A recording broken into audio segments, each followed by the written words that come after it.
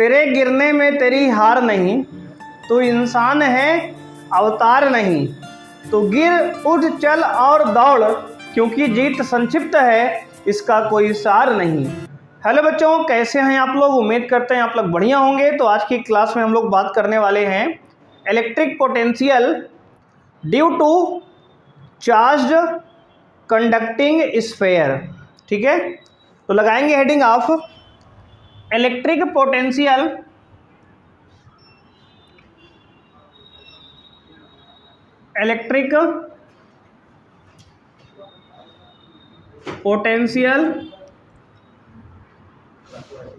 Due to charged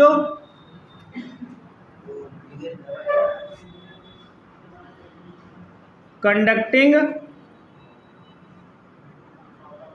sphere.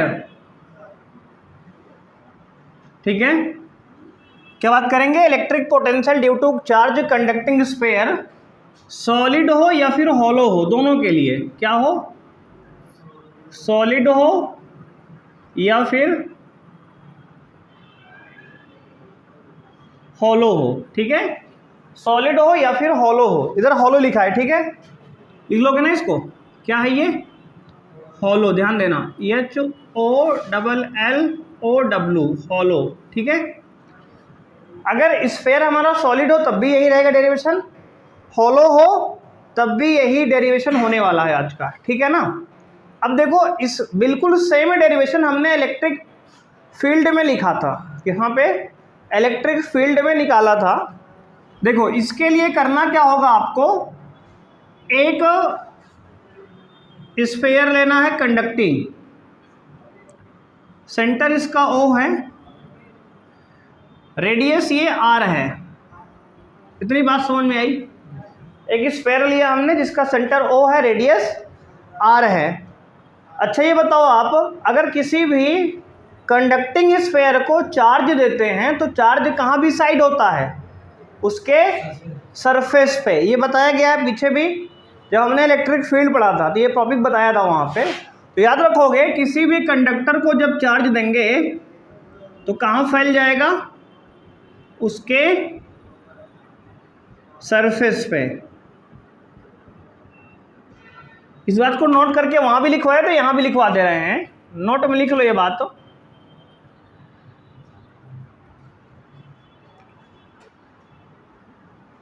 Note में क्या लिखोगे? Any charge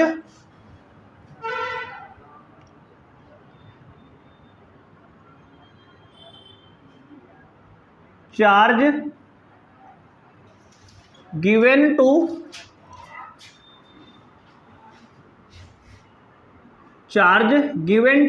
any conductor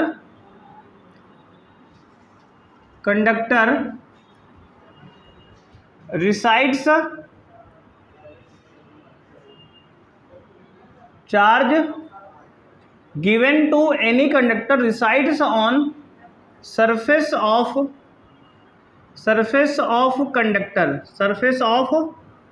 conductor. बोलो, बात समझ में आई? इसका मतलब ये है कि अगर किसी कंडक्टर को आप चार्ज देंगे तो वो चार्ज कहाँ जाके बैठ जाएगा? सरफेस पे। किसके? स्फेयर के। ठीक है ना, उस कंडक्टर के सरफेस पे जाके बैठ जाएगा। ये बात हमने वहाँ भी बताई थी चैप्टर 1 में भी, यहाँ बता दी एक बार, इसको ध्यान रखोगे। जब भी हम किसी कंडक्टर को चार्ज देते हैं तो कहाँ जाके बैठेगा? उसके सरफेस पे।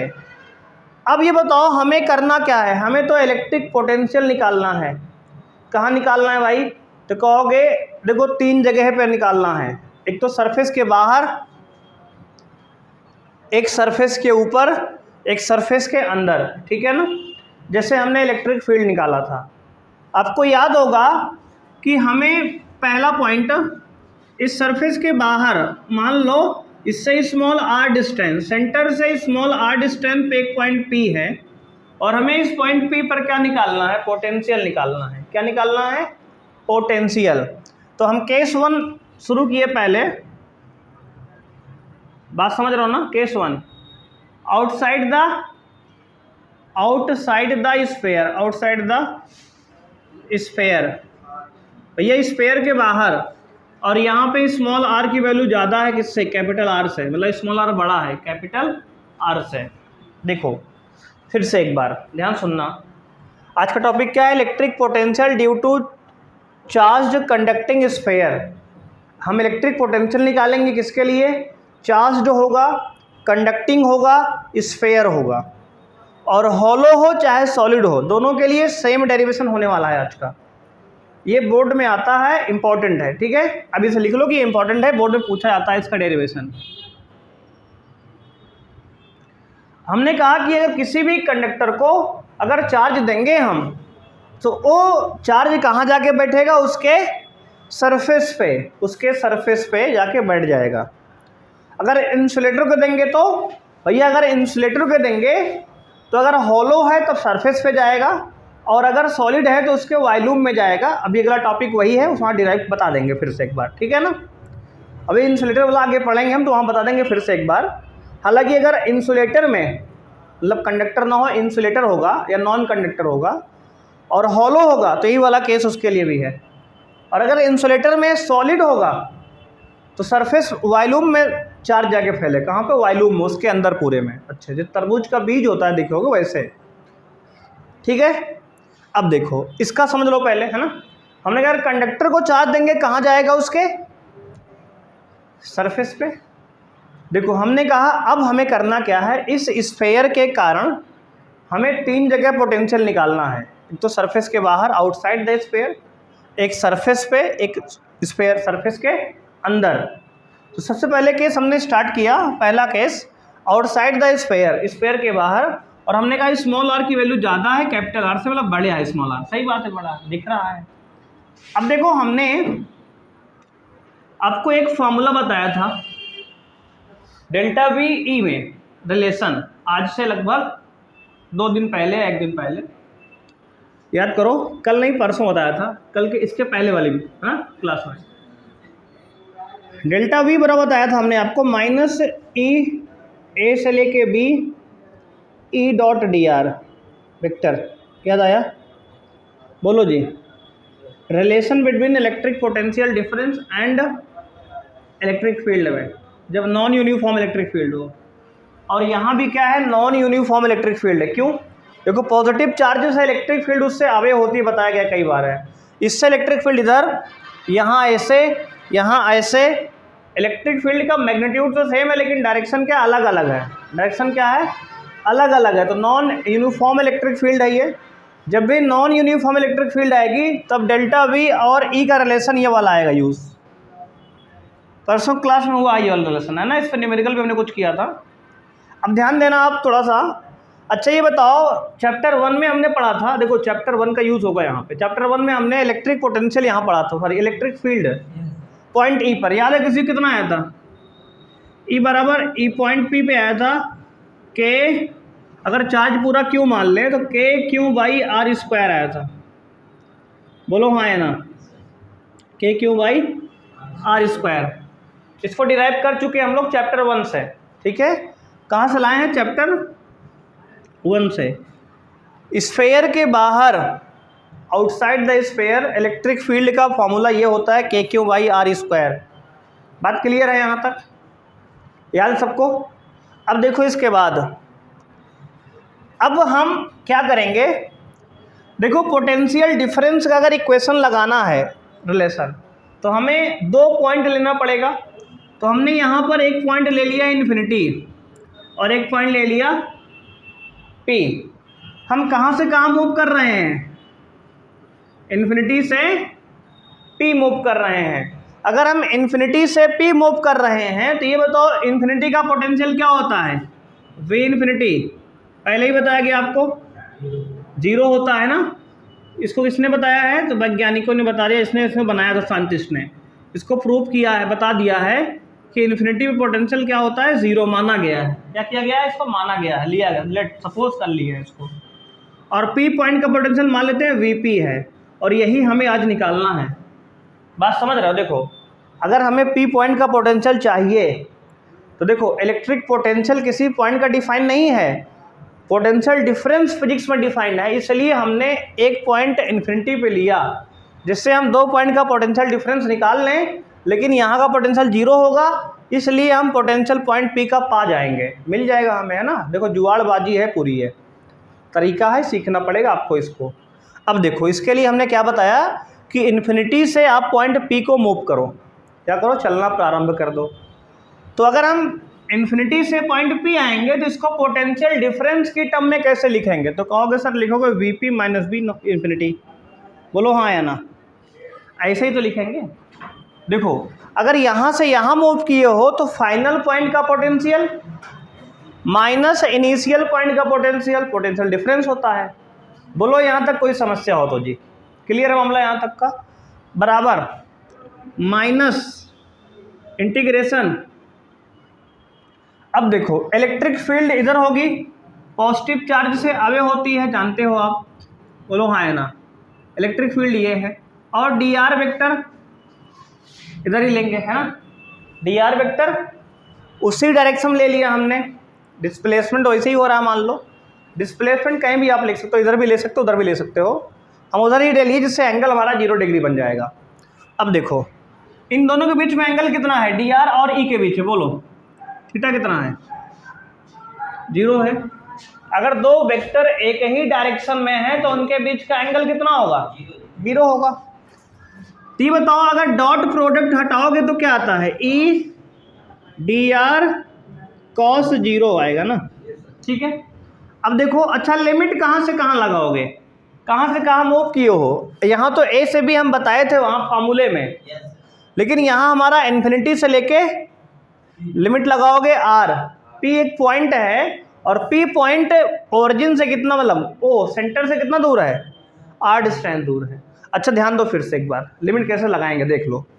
सेंटर से इन्फिनिटी पॉइंट जो है कितनी डिस्टेंस पे है, इनफाइनाइट डिस्टेंस पे है।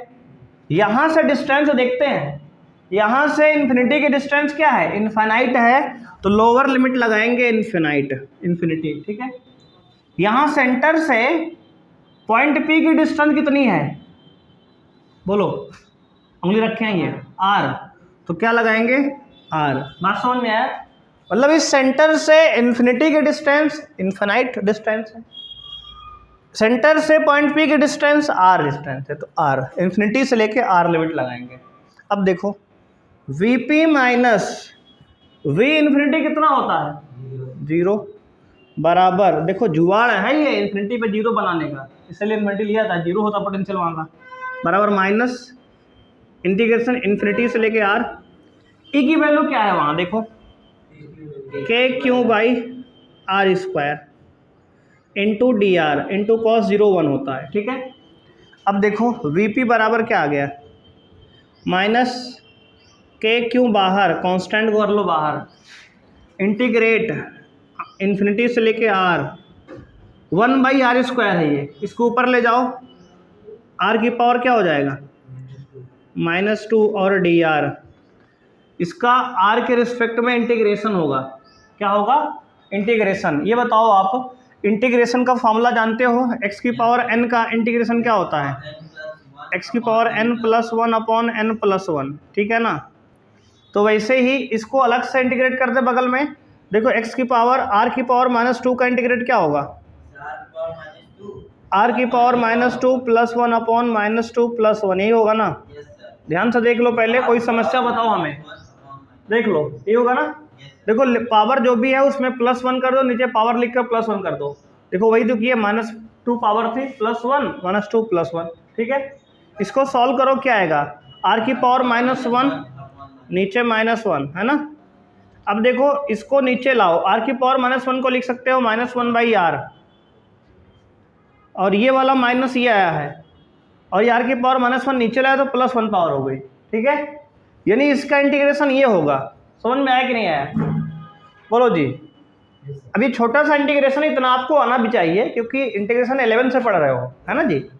अब देखो ध्यान से, इसके बाद Vp बराबर क्या हो जाएगा, कहोगे माइनस में k क्यू इंटू, देखो इसका इंटीग्रेशन डायरेक्ट लिख दें यहाँ पे जो निकाले हैं अभी, -1 बाई आर, लिमिट कहाँ से कहाँ, इन्फिनिटी से r, है ना। अब देखो ये माइनस से ये माइनस गया कैंसिल, माइनस से माइनस क्या हो गया कैंसिल हो गया, तो Vp बराबर क्या हो गया, के क्यू लिमिट 1/r अंदर इन्फिनिटी से लेके r। बोलो यहाँ तक बात समझ में आ गई? देख लो ध्यान से, किसी कोई समस्या बताओ यहाँ तक। अब देखो आगे आप Vp बराबर क्या होगा, तो कहोगे के क्यू इंटू अंदर, देखो एक बार r की जगह कैप r रखोगे, अच्छा आपकी बार बाई चांस दोनों जगह r आ गया है, कोई दिक्कत नहीं, r के जगह पे r रख दो तो 1/r रहेगा, है ना। अपर लिमिट लगा दिए, माइनस लगाते हैं फार्मूले में, r की जगह क्या रखेंगे आपकी बार, इन्फिनिटी। और हमें ये बताओ 1/∞ कितना होता है, 1/∞ होता है 0, 1/∞ क्या होता है 0, तो ये वाली टर्म क्या हो गई पूरी 0। बचा क्या, Vp बराबर आ गया के क्यू अपॉन स्मॉल r। देख लो पॉइंट P पर पोटेंशियल क्या आ गया, के क्यू अपॉन r। देखो यहाँ लिख दे, यहाँ नहीं लिख रहा तो यहाँ लिख लो, Vp बराबर क्या आ गया, के क्यू अपॉन स्मॉल r। ठीक है, ध्यान से देख लो, के क्यू अपॉन स्मॉल r ये पोटेंशियल है। और ध्यान से देखो ऐसा ही पोटेंशियल सेम फार्मूला आया था electric potential due two point charge, है ना, बिल्कुल सेम यही आया था। समझ रहे हो कि नहीं, बिल्कुल पुराना डेरिवेशन आ गया, देख लो पुराना डेरिवेशन यहाँ पे देखो डिराइव हो गया, इसको ध्यान से नोट कर लो। इसके बाद हम लोग देखो फर्स्ट केस कंप्लीट हो गया ये। अब हम लोग बात करेंगे, देखो पॉइंट P पर बाहर हमने इलेक्ट्रिक पोटेंशियल निकाल लिया, अब सरफेस पे निकालेंगे सेकंड पॉइंट, और थर्ड पॉइंट फिर अंदर निकालेंगे। इसको नोट करो पहले इतना। हाँ जी, केस 2 देखेंगे अब आप ध्यान देंगे, हमने आउटसाइड देख लिया, अब केस 2 में कहाँ देखेंगे, at surface of sphere, sphere के सरफेस पे देखेंगे पोटेंशियल कितना होगा। देखो यहाँ पे स्मॉल r कैपिटल R क्या हो जाएगा, इक्वल। ध्यान दो कैसे, देखो ये पॉइंट P उठकर यहाँ से कम होते होते होते होते यहीं आ जाएगा सरफेस पे। बात समझ रहे हो, तो डायग्राम आपका ये नहीं होगा, फिर डायग्राम क्या होगा, डायग्राम चेंज होगा भाई, ध्यान देना। ये पॉइंट जो है डायग्राम में चेंज होकर ये पॉइंट P यहीं आ जाएगा सरफेस पे, देखो ये यहाँ पे। तो स्मॉल r और कैपिटल R दोनों क्या हो गए, सेम हो गए। तो अब इसको डिराइव दोबारा नहीं करेंगे, क्या करेंगे, पुट करेंगे, स्मॉल r की जगह कैपिटल R पुट कर दो इस फॉर्मूले में, तो V पॉइंट। अब सरफेस पे पोटेंशियल क्या आएगा, बोलो, V आएगा पोटेंशियल के क्यू अपॉन कैपिटल R आएगा, कितना आएगा, कैपिटल R। देखो जहाँ स्मॉल r था वहाँ कैपिटल R रख दिए बस आप, बिल्कुल डायरेक्ट। अब इसको डिराइव भी नहीं करेंगे, ऐसे लिखेंगे, ठीक है ना, एक बार डिराइव करना है बस। देखो ये हो गया, सरफेस पे पोटेंशियल क्या होता है, के क्यू बटे कैपिटल R। बात समझ में आई कि नहीं आई, बहुत आसान था ये, देखो करना, सिर्फ करना क्या है, स्मॉल r की जगह कैपिटल R रख दो बस। देखो ऐसे ही हमने इलेक्ट्रिक फील्ड में भी किया था, स्मॉल r की जगह कैपिटल R चिपका दो बस, ठीक है ना। अब देखो case 3, last case 3, inside the sphere, inside the sphere के अंदर आओ, देखते हैं इनसाइड द स्फेयर क्या होता है, तो कहोगे अब की बार स्मॉल r छोटा होगा कैपिटल R से। बात समझ रहे हो, स्मॉल r क्या होगा, छोटा हो जाएगा, मतलब अंदर चले गए स्फेयर के। अब ध्यान देना आप, देखो डायग्राम मिटा रहे हैं पूरा। अब देखो यहाँ पे अगर पॉइंट पे इनसाइड लोगे अब की बार, देखो डायग्राम क्या बनेगा, इसको फिर से बना लो आप। देखो ये रेडियस कैपिटल R थी, ठीक है, अब की बार पॉइंट P देखो अंदर ले लिए, यहाँ पे हम पॉइंट P अंदर ले लिए स्फेयर के, और ये रेडियस R है। अब देखो ये रेडियस स्मॉल r जो है कैपिटल R से छोटा है, देख लो छोटा है कि नहीं है। अब ध्यान दो कैसे करेंगे, अभी हम डेल्टा V का फॉर्मूला क्या देखे थे, माइनस इंटीग्रेट a से लेकर b तक E डॉट dr, है ना, ये होता है ना, बोलो हाँ है ना, तो बिल्कुल सही है सर।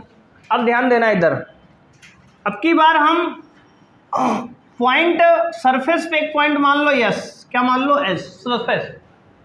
स्फेयर के सरफेस पर एक पॉइंट एस ले लिए और अब की बार हम सरफेस से पॉइंट पी मूव करेंगे। कहाँ से कहाँ जाएंगे? सरफेस से पॉइंट पी। देखो इन्फिनिटी से पॉइंट पी आए, पी से फिर हम सरफेस पे आए, अब सरफेस से कहाँ जा रहे हैं?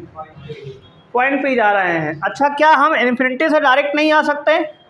तो कहोगे डायरेक्ट नहीं आ सकते, फिर वहाँ आपको इंडिफिनिट इंटीग्रेशन यूज़ करना पड़ेगा, जो कि आप मैथ का पार्ट है, बहुत ज़्यादा गहराई हो जाएगी। तो हम धीरे धीरे आ रहे हैं एक बार में, ठीक है। अब एस से पी पे आ रहे हैं, तो देखो अगर एस से पी के आ रहे हो तो पहले लिखोगे VP minus V S, VP minus V S बराबर माइनस इंटीग्रेशन। अच्छा ये बताओ हमें, स्फेयर के अंदर इलेक्ट्रिक फील्ड कितनी होती है? कौन बताएगा? स्फेयर के अंदर, हाँ इसमें जब इसको हमने इलेक्ट्रिक फील्ड निकाला था यहाँ पे, याद करो हमने वहाँ बाहर बैठ के बताया था इस चीज़ को, बाहर क्लास में ना, कितना आया था इलेक्ट्रिक फील्ड स्फेयर के अंदर? किसी को याद है? बोलो बोलो बोलो। बहुत सही, जीरो। कितना आएगी? जीरो आएगी। कितना आती है? जीरो बताया गया है ना। अरे वहाँ क्लास बाहर बताए थे, इलेक्ट्रिक फील्ड स्फेयर में कितना सेंटर पे आती है? उसके अंदर आती है, इनसाइड जीरो आती है। याद करो कि अंदर कोई चार्ज नहीं है, इसलिए इलेक्ट्रिक फील्ड नहीं होगी। तो अब यहाँ पे इलेक्ट्रिक फील्ड जीरो डालो, जीरो इंटू डी आर। अरे जीरो इंटू कुछ भी कर दो जीरो ही आएगा यार, है ना। जीरो इंटू कुछ भी क्या होगा? जीरो हो जाएगा ये। यानी वीपी माइनस वी एस बराबर क्या हो गया? जीरो। इसका मतलब यहाँ से आकर ध्यान दो, सॉल्व करो तो वीपी बराबर वी एस हो गया। यानी सरफेस पर जो पोटेंशियल है वही पोटेंशियल अंदर होगा। तो सरफेस पे क्या है पोटेंशियल? के क्यू बटे कैपिटल आर। अभी आया है ना पीछे सेकंड पार्ट में ये लिखा है, देखो सरफेस पे यही तो आया भैया। एस मतलब वी माने पोटेंशियल सरफेस पे। देखो सरफेस पे कितना निकाले हो? के क्यू बटे कैपिटल आर। तो जो पॉइंट पी पर पोटेंशियल है वही सरफेस पे होगा। इसका मतलब पोटेंशियल पी पर कितना आ गया? के क्यू बटे कैपिटल आर। चलो बात समझ में आई? तो देखो इनसाइड स्फेयर के पोटेंशियल के क्यू बटे कैपिटल आर, सरफेस पर भी के क्यू बटे कैपिटल आर, सरफेस के बाहर क्या होगा? के क्यू बटे स्मॉल आर होगा। बहुत सही, ठीक है ना। ये हमारा पूरा प्रूव हो गया कंप्लीट। बात समझ में आई जी? तो ये 3 केस हमें डिराइव करने होते हैं, इसको नोट कर लो। अब इसका हम ग्राफ बनाएंगे, जो कि मोस्ट इंपॉर्टेंट है ग्राफ बनाना। देखो अगर ये डेरिवेशन आता है बोर्ड में तो करना होता है क्या? देखो डायग्राम तो बनाना पड़ेगा, प्रूफ करना पड़ेगा, उसके बाद ग्राफ बना दोगे आप तो पूरा नंबर मिलेगा। अब हम बात करेंगे ग्राफ की। किसकी? ग्राफ की। किसका ग्राफ पढ़ेंगे जी? तो कहेंगे पोटेंशियल वर्सेस आर का, डिस्टेंस का। पोटेंशियल वर्सेस डिस्टेंस का ग्राफ बनाएंगे। देखो सब लोग ग्राफ बनाएंगे ध्यान से। ये हमारा एक्सिस है, ये एक्स एक्सिस है, ये वाई एक्सिस है, और ये जो है एक स्फेयर है हमारा, ये ओरिजिन है। अब देखो ध्यान से, तो सबसे पहले पोटेंशियल आउटसाइड कितना आया था? आउटसाइड बताओ जी। तो कहो के क्यू बटे स्मॉल आर आया था। पोटेंशियल सरफेस पे कितना आया था? तो कहोगे सरफेस पे और इनसाइड सेम आया था, और आया था के क्यू बटे कैपिटल आर आया था, है ना। बात समझ रहे हो कि नहीं? देखो कैपिटल आर रेडियस है स्फेयर का, वो तो फिक्स है ना। मतलब ये दोनों तो कांस्टेंट है। क्या है? कांस्टेंट है। इसका मतलब अंदर और सरफेस पे पोटेंशियल मैक्सिमम है। क्या है? मैक्सिमम। देखो ये सीधी लाइन बनेगी ऐसे, ग्राफ ऐसे बनेगा, कांस्टेंट है। उसके बाद पोटेंशियल डिक्रीज हो रहा है क्योंकि आर पे डिपेंड कर रहा है, ऐसे बने ग्राफ। वी यहाँ पे क्या है? इनवर्सली प्रोपोर्शनल है स्मॉल आर के। देखो स्फेयर के अंदर कैसा है? स्फेयर के अंदर कैसा है? तो कहोगे कांस्टेंट है पोटेंशियल। देख लो के क्यू बटे कैपिटल आर, देखो यहाँ से यहाँ तक फिक्स है। उसके बाद देखो अपॉन आर नीचे है डिस्टेंस, और डिस्टेंस जैसे जैसे बढ़ाओगे पोटेंशियल क्या होगा? कम होगा, डिक्रीज होगा। बात समझ रहे हो? तो ये ग्राफ बन के आएगा इसका। देखो अगर डेरिवेशन बोर्ड में आता है तो आपको डायग्राम बनाना है, पूरा प्रूफ करना है, लास्ट में ग्राफ भी बना देना है। इससे क्या होगा, पूरा नंबर आपको मिलेगा, एक भी नंबर कहीं कटेगा नहीं। अब समझ रहे हो कि नहीं? इसको नोट कर लो, ठीक है? बात समझ में आ गई सबके जी? अब इतना क्लियर है सबको? अब एक नोट और लिखो, एक नोट और लिखोगे। नोट क्या लिखेंगे? फॉर नॉन कंडक्टिंग, क्या? नॉन कंडक्टिंग, किसके लिए भाई? Non conducting sphere. वो भी कैसा स्फेयर? तो कहोगे हॉलो स्फेयर। इसके लिए भी पोटेंशियल क्या होता है? यही सेम होगा। क्या होगा? सेम होगा, जो केस अभी बनाए हो, ठीक है? अगर नॉन कंडक्टिंग स्फेयर हो, हॉलो स्फेयर हो भी, तो पोटेंशियल क्या होगा? बोलो भाई। बहुत सही, पोटेंशियल क्या होगा? सेम होगा। कौन? सेम, यही वाला जो बना के भी आए हो तुरंत प्रूफ करके। यही डेरिवेशन वहाँ भी चिपका देंगे, ठीक है? तो अगर कंडक्टिंग हॉलो सॉलिड हो तब ये होगा, और नॉन कंडक्टिंग में अगर हॉलो हो तो क्या होगा? यही होगा। बोलो बात समझ में आई कि नहीं आई? नॉन कंडक्टिंग में हॉलो वाले का यही होता है। कोई दिक्कत है यहाँ तक? अब देखो ये सिलेबस में है हमारे बोर्ड में, लेकिन यही प्रूफ लिखना है पूरा दोबारा से, तो बताने कोई रिक्वायरमेंट है क्या? ये उतार लोगे फिर से पूरा। बात समझ रहे हो कि नहीं? Non conducting hollow. अच्छा देखो ध्यान से, एक प्रूफ बोर्ड में नहीं है, कौन सा? इसको लिख लिया ना, डायग्राम बना लिए। अब देखो एक प्रूफ बोर्ड में नहीं, इसका तुम्हें फार्मूला हम लिखवा दे रहे हैं, देख लो क्या क्या आएगा। उसको प्रूफ नहीं कर रहे हैं, कौन सा है? ध्यान देना आप। Non conducting